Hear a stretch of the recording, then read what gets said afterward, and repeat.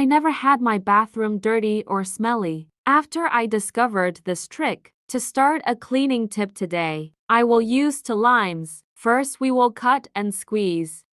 Because I will use only the juice, if you prefer, you can use a lime juicer. It will be easier. The acidity contained in the lemon is what makes this tip different from all conventional products we buy on the market. Next, I will also add 2 tablespoons of soap powder, being one of the main items for this tip, and then we will mix well. This tip is very simple. I use throughout my bathroom, not only on the toilet, but it is also very effective in cleaning the bath area, sinks, and even for the floor, not even between the tiles or more dirt marks. To increase the yield of the mixture, we will also add a cup of water.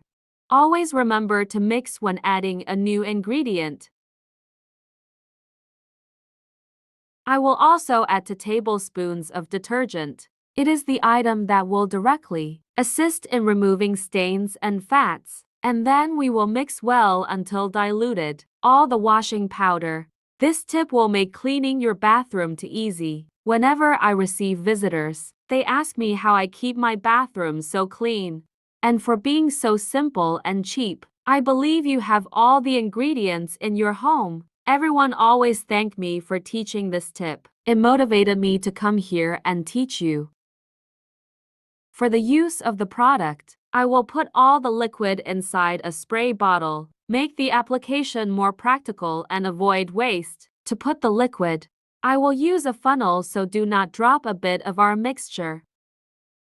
And before I forget, tell me which city you watched, so I can send you a big hug in the next video. Today's hug goes to Marita Lilibeth. I'm glad you are enjoying our tips.